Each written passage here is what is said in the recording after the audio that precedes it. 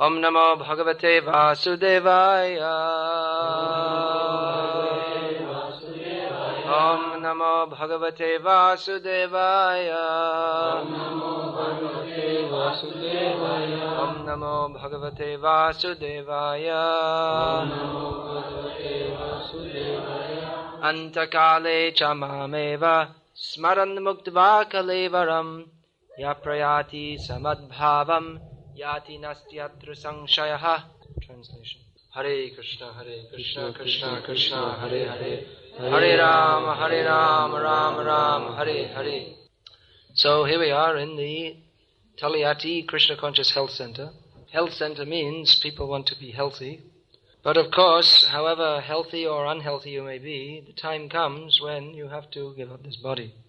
Now, we want to remain healthy so that we can enjoy our life to the fullest extent.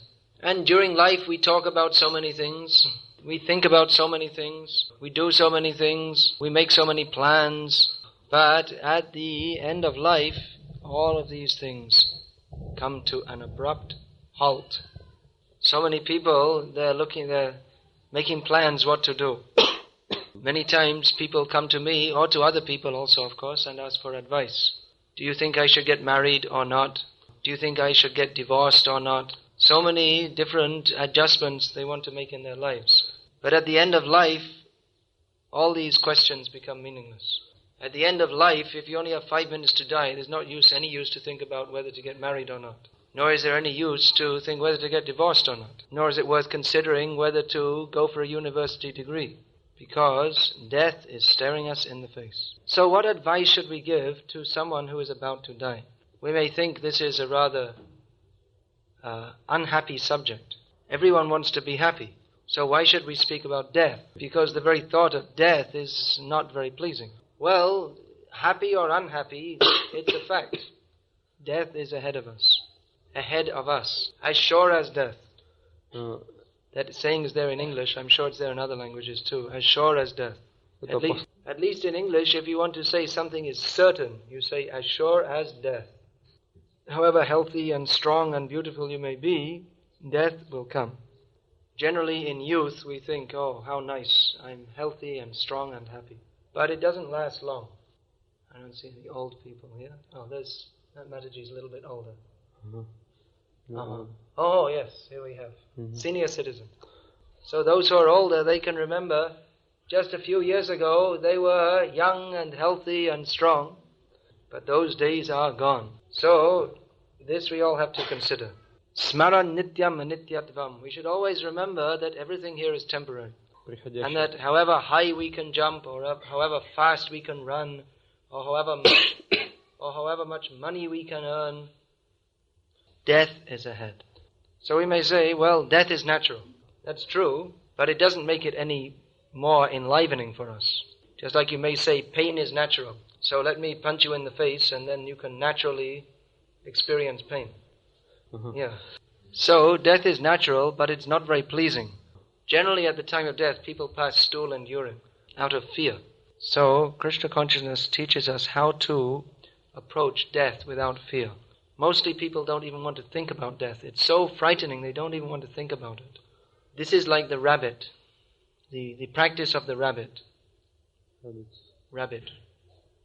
Rabbit is a little animal. So many times we did rabbit philosophy, I was telling. The practice of the rabbit. When the wolf comes to eat him, he closes his eyes. Big ears, yeah. When the wolf comes to eat him, he runs away. But when he cannot run any further and the wolf is about to catch him, he simply closes his eyes to get relief from the reality.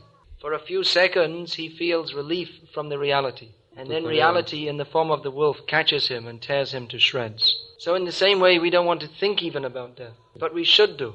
If we are actually intelligent and thoughtful, we should think, what is the purpose of life? Why do I have to die? I don't want to die. Why is death forced upon me? These are intelligent persons who think like this.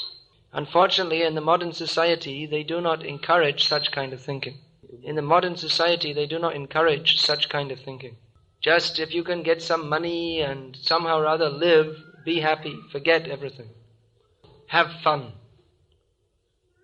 Have fun, enjoy life. listen to some rock music, sit in the sunshine, be happy. This is the philosophy of the rabbit. So, in Krishna consciousness, we are simply asking people to be a little bit intelligent. Just think, what is the purpose of life? Now, to get the answer to that question, you won't get it simply by speculating. There are so many philosophers in the history of the world, and they have so many different ideas. But none of these speculative philosophers have any clear idea. That is why we have to turn to Scripture. Scripture is that which is given by God. God, He is the creator of the universe and the maintainer of the universe. He knows what is the purpose of the universe and what we are supposed to do. Therefore, He gives us scriptures to give us direction in our lives. There are so many secrets of life. Sometimes people become very interested to understand the mystical secrets of life. Actually, nothing is mystical. Everything can be understood very clearly if one is simply ready to accept knowledge from higher sources. And if he is fortunate enough to have access to that knowledge. Knowledge of the purpose of life, clear knowledge of the purpose of life, is not very difficult to understand. But one has to be fortunate enough to hear that knowledge from those who actually know it. That knowledge is now being offered by the International Society for Krishna Consciousness. This society is teaching all over the world this knowledge of Bhagavad-gita. Bhagavad-gita means the song of God. That means knowledge given by God. When God speaks, the sound is so beautiful that it's just like music. Therefore, this is called Bhagavad-gita, the song of God. Now, in this Bhagavad-gita, Lord Krishna speaks essential knowledge. Who are we? What is our relationship with God? Who is God? Why we are suffering in this material world, how to go to the spiritual world where there is no suffering. All these important subjects are discussed. And here another very important subject is discussed, how to die. We understand from Bhagavad-gita that after our death, we go to another body. According to our karma, we get a different kind of body. That means whatever kind of activities we do in this life, they make our future lives. It's a very simple thing to understand. For every action, there is an equal and opposite reaction. If you do pious activities in this life, you get a good result in the next life. And if you perform sinful activities in this life, then you get a bad result in the next life. So pious activities, that includes things like giving charity in holy places, reciting the scriptures, planting trees so that people can have shade on the road. And examples of sinful activities are unnecessarily eating meat, gambling, taking intoxication.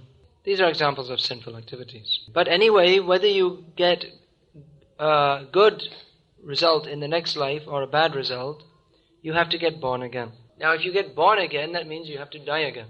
So that even if you get a good birth in your next life, you have to suffer again death. Even if you get a good birth, you have... So Krishna teaches that it's better not to get born at all. It's better to go to the spiritual world, where you can get a spiritual body, not like these bodies which grow old and die. In the spiritual world, you can live eternally with Krishna. If you see the picture of Krishna, he always looks young and beautiful. Here is a picture of Krishna in this Bhagavad-gita poster. Now, according to human calculation, at the time of this battle where Krishna is driving the chariot, Krishna was not less than 125 years old. But Krishna doesn't look old because he's not under the laws of time. He always looks like a beautiful boy, no more than 16 years old. Krishna eternally resides in the spiritual world. Sometimes he comes to this material world to teach us Bhagavad-gita. And in Bhagavad-gita, he invites us to come back to the spiritual world. It is very good advice. Because as long as we remain within this material world, we simply have to suffer. But if we go to the spiritual world, we will be eternally happy. So Krishna is giving us the process how we can transfer to the spiritual world. Krishna explains that whatever you think of at the time of death, you get that kind of birth in your next life. Yang yang vapi smaran bhavam tyajat yante kalevaram tam tame vaiti kauntaya sadat had bhava bhavita. Krishna says exactly that. Whatever you think of, that kind of birth you get.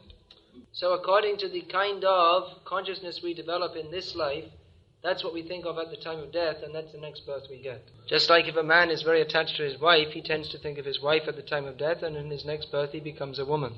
Or if a woman is very attached to her husband, then she will think of him at the time of death and become a man in her next birth. If someone is very attached to his dog and he thinks of his dog at the time of death, then he'll become a dog in his next birth. If someone is very attached to Krishna and he thinks of Krishna at the time of death, he doesn't become Krishna because that's not possible, but he goes to live with Krishna. So this is recommended. Don't become a dog, become a resident of the spiritual world. So that means that we have to prepare in this life so that at the time of death you can think of Krishna. So that preparation means particularly we should chant the names of Krishna. Because by chanting the names of Krishna we become attached to Krishna. Hare Krishna Maha Mantra Eto Shabhav Jai Jape Tar Krishna Upajai Bhav. This is stated that anyone who chants Hare Krishna, he becomes very much attached to Krishna. So this is the training, chanting Hare Krishna. Our advice to someone at the time of death is chant Hare Krishna. But if you're not trained to do that, it's very difficult. Because at the time of death, all the thoughts of your life come into your mind. At the time of death, in one split second, you can see your whole life history, just like a movie, going before you. So whatever attachments you've had throughout your life, you will naturally think of those. So we should practice in this life becoming attached to Krishna. Of course, if you want to become a cat or a dog, that you can do. That is your choice. But we don't recommend it. Because that is a life simply of ignorance and suffering. Better to become elevated to the platform of Krishna consciousness. That we can do by taking up the chanting of the Hare Krishna Mahamantra. In this Krishna consciousness movement, the preachers, many of them, they travel throughout the world. And from time to time we come across people who are on the verge of death. Those who are devotees of Krishna, their death is quite different from those of non-devotees. Those who have practiced Krishna consciousness in this life, they become very pleased as death approaches. Because they know they are going to Krishna. And they die very happily, going to Krishna. For a devotee, there is no such thing as fearful death. For a devotee, it's just something like going to sleep, and when you wake up, you're in the spiritual world with Krishna. No pain, no fear, simply the transcendental ecstasy of being united with Krishna. But for the materialist, death is very painful. Apart from the fear of punishment after death, there is the painful experience of death itself, as the soul is ripped out of the body. Plus, those who are about to die feel the great pain of separation from all those things they are attached to. Just like I remember reading at school about William Pitt. He was one of the Prime Ministers of England. Pitt was his name, P-I-T-T. So he died lamenting, "My country, how I leave my country," as if the country would not go on without him. Or someone else laments, "Oh, I couldn't make enough arrangement for my family." So we should change our consciousness to Krishna consciousness. Think of Krishna by chanting Hare Krishna. Give up these material attachments which are simply a cause of pain. I'll tell another story. Calcutta, as you may imagine, is a very crowded city. And at the main train station, in the evening from about 4 o'clock to 6 o'clock, it's very, very crowded. So many people go from Calcutta to outside the city. They commute in and out every day. So when the local train comes into the station, there's tremendous pushing to try and get a seat or even just to get inside the train at all. So one day, one of our ISKCON sannyasis was at that station during the rush hour. Rush hour means that time of day when there's a big rush. So the train was just pulling in and everyone was getting ready to push to get onto the train. And in that pushing, one man fell down onto the track. And the train came and went right over his body. And the people pulled him out, but his body was completely mangled and covered in blood. Somehow or other he still had consciousness, but it was obvious he only had a short time to live. So our ISKCON sannyasi ran up to him and told him, "Chant Hare Krishna." He said, "Now you're going to die. Chant Hare Krishna. Save yourself." So the man had very little strength, but he managed to say something. He said, "Give me a cigarette and let me die like a man." This is murha, means fool number one. He couldn't chant Hare Krishna because he had never cultivated such a desire in his life. There's another story. There was an old man and an old woman, husband and wife. And the wife was a good devotee, but the husband wasn't. So the wife was always trying to get the husband to chant Hare Krishna because now he was getting old, he could die any time. So she was telling him, "Chant, chant, chant." This won't come in Russian. You know this story. Yes. Anyway, chant, chant, chant. And he was saying, "Can't, can't, can't." Cannot, because no practice. So practice now. Get your beads and use them. Sometimes we see people, they like to take japa beads. And they keep them very carefully and very nicely in their home. Keep them next to a nice picture of Krishna. So that's very nice. But the real thing you're supposed to do with japa beads is pick them up and use them. Chant Hare Krishna, Krishna Krishna, Hare Hare. Hare Ram, Ram Ram, Hare Hare. This is the Maha Mantra. By chanting this, we will develop our love for Krishna. So let us do that and make our life successful. And be saved from the terrible fear of repeated birth and death. Hare Krishna. Hare Krishna. Is there any question? She has two questions. First is it the same thing as to think about Krishna and about spiritual master in the moment of death, or not? If you think of your spiritual master, you must think of Krishna. Because spiritual master is the representative of Krishna. And how can you think of Krishna without thinking of your spiritual master who has given you Krishna? So both things go together. Another question? We heard that when we lift our bodies, then in the beginning we go into another universe when we become prepared to serve Krishna directly. Is it or not? Yeah, those who are purified devotees, they are transferred to a universe where Krishna is having his pastimes. So let us try for that. What about our guests? There are so many guests. They can all come inside if they like. All standing there. Please come inside, sit down. Why don't you make some space? Everyone move. Yeah, move right over here. Come on. Let them come inside.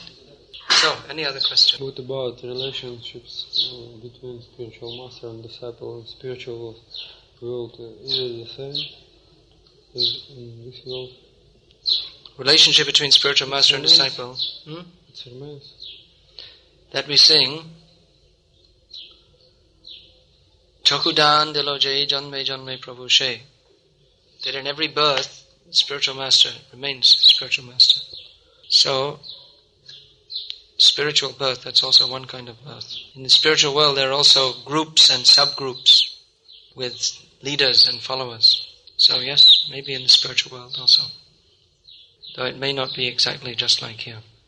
Anyway, let's qualify ourselves for going to the spiritual world first. Yeah. Then, any other question? Yes, please. Question is it that he spoke to Vivasvan? Vivasvan spoke to Manu. Manu spoke to Ikshvaku. Ikshvaku is in the Bhagavad-gita. It is not such information that he gave this knowledge in Treta Yuga. No, Krishna didn't give the knowledge in Treta Yuga. No. Yeah, but Krishna spoke. No, he's a misunderstanding. Krishna spoke to Vivasvan. Vivasvan spoke to Manu. Manu spoke to Ikshvaku. Yes, but he means to Ikshvaku in the beginning of Treta Yuga. Who gave to Ikshvaku the knowledge? Manu gave the knowledge. Yes. Thing is that Vivasvan, Manu, they're all living very long lives. Vivasvan, Krishna spoke to Vivasvan maybe 130 million years ago. More, yeah. That's the calculation Prabhupada makes. So Vivasvan is still living. He's not died in the meantime. Of course, that may seem fantastic to us. But then, Bhagavad-gita was spoken at least 120,400,000 years ago, by rough estimate. Here, you see. 120,400,000 years ago. And in human society, it has been extant for 2 million years. That means from the time of Ikshvaku. So we may think, that's what Arjuna thought. Arjuna thought, Krishna, what are you talking about? Aparam bhavato janma, param janma vivasvataha, katam etad vijaniyam, tvamado proktavaniti. He said, Krishna, how is it possible that you spoke to the sun god 130 million years ago when you're just the same as me, you're only about 120 years old? Krishna told, I've had many births. So have you, Arjuna. I can remember them, but you cannot. So Vivasvan, he's more than 130 million years old. He's still in his youth. That may seem fantastic to us, seeing as we think we know everything, living on this tiny planet in one tiny corner of a huge universe. But you can consider there are some bugs who are born at night, and they have their whole lifespan, and they die before the morning, before the sunrise. So such a bug may find it very difficult to believe that human beings are living up to 70 or 80 years. They find it difficult to believe because they have limited knowledge and experience. They base everything on their own limited knowledge and experience. But the books of Vedic knowledge, they are not based on human knowledge and experience. There are many living beings in the universe who are far more advanced and intelligent than us, and far more longer living than us too. That's, if we're a little bit open-minded, we should be able to accept this. So this Vedic knowledge gives us knowledge of all kinds of things which are beyond the range of normal human experience. And the most important knowledge is to understand that we are not this body, we are eternal servants of Krishna, and we should chant Hare Krishna to cross beyond birth and death. Any other question? Again, very philosophical. In first canto of Srimad Bhagavatam, it is described that Dhruva Maharaj, during his moment of death, he didn't care about death personified, and he put his step at her head and went to this ship. And does it mean that his material body became spiritual, or what it means? His material body was already spiritual. Someone who's fully absorbed in Krishna consciousness, their material body already becomes spiritual. And some such people, they go to the spiritual world in their apparently material body. It looks like that, but actually it isn't. A great saintly person, their body is considered spiritual because it's fully engaged in the service of Krishna. That is why sannyasis, their body is not burned. Hare Krishna. Who gave this? Who is given? Very nice. We can offer it to Gaur Nitai. Thank you, Hare Krishna. And people can come to that is called the samadhi, that where the body is of a great saintly person is buried, is called the samadhi. And people can go there and pray to that person, just like we have Prabhupada's samadhi in Vrindavan. Any other question? I offer my sincere appreciation and affection toward you. Hare Krishna. And I would like to ask you in which centers or cities you like to be more. Which city you like more? Is that... Where do I like? Places. Well, Talihati is very nice. Wherever people are enthusiastic to chant Hare Krishna and discuss about Krishna, that is a very nice place. So this is very nice. Of course, as a sannyasi, we have got Daksha's curse. Daksha cursed Narad Muni that you cannot stay more than 3 days in any one place. So, as sannyasi in the parampara of Narad Muni, we've inherited this curse. And although we sometimes stay more than 3 days in one place, it's not very often. Actually, one of our sannyasis, one time he was having difficulties getting visas. Whichever country he went to, they only gave him a visa for a few days. So he wrote to Prabhupada and told him, and Prabhupada replied, that's very good, because then you can give your mercy to more people. So wherever there are devotees and we can discuss about Krishna, that is very nice. Actually, our place of worship is Vrindavan. But wherever we chant about Krishna and serve Krishna with the devotees, that is Vrindavan. Wherever there is no other motive but the service of Krishna, that is Vrindavan. Wherever there is no other motive but the service of Krishna. So, our aim is to make the whole world Vrindavan. Any other question? Hare Krishna. Thank you. Yes. All right. One question first is mundane question. In George Harrison, he is still sponsor of Krishna Movement. Sponsor means he gave 2 donations in his life. One was he sponsored the first printing of Krishna book in English, and he donated the Bhakti-Vedanta Manor near London. So he's always been, as he is, he likes Krishna, but he's not a committed person. Not committed, that means, he's living his own life, but he likes Krishna. Then another question? After the failure of communist system, so many spiritual movements began in Russia. He describes all them. And what is your opinion? Is it any use for Russia in such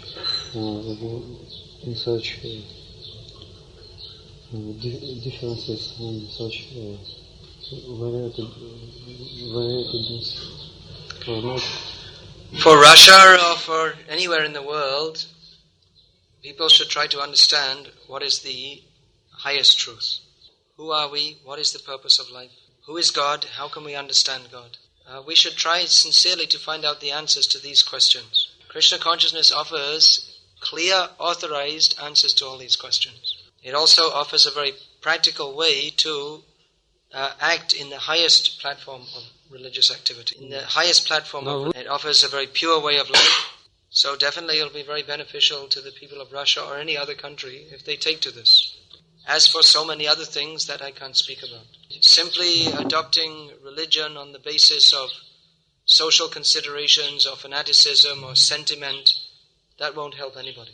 So, anyway, whether we like it or not, the situation is as it is. So instead of wondering whether it's beneficial or not, I suggest that you yourself in your own life consider what is the purpose of life and how to attain it. We are quite confident that if you are sincere and if you apply your intelligence to try to understand this philosophy of Krishna consciousness, you will appreciate that it's superlative position, topmost. And if anyone who understands Krishna consciousness very, very deeply, they also want to spread it to others. So these are very great questions about the fate of the whole of Russia. I suggest that everyone as individuals try to improve their own individual life.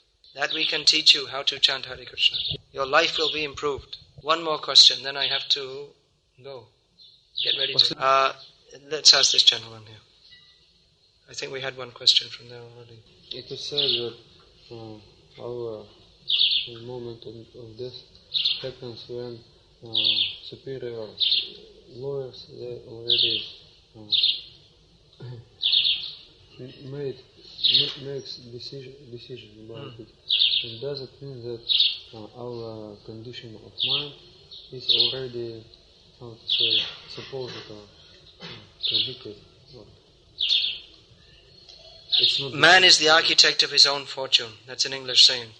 At the time of our birth, the time of our death, the duration of our life is already fixed up. But what we do between our birth and our death, that is up to us. Although, towards the end of our lives, it becomes pretty obvious to those in higher knowledge which way we're going. Towards the end of our lives, it becomes fairly obvious to higher beings which way we are going.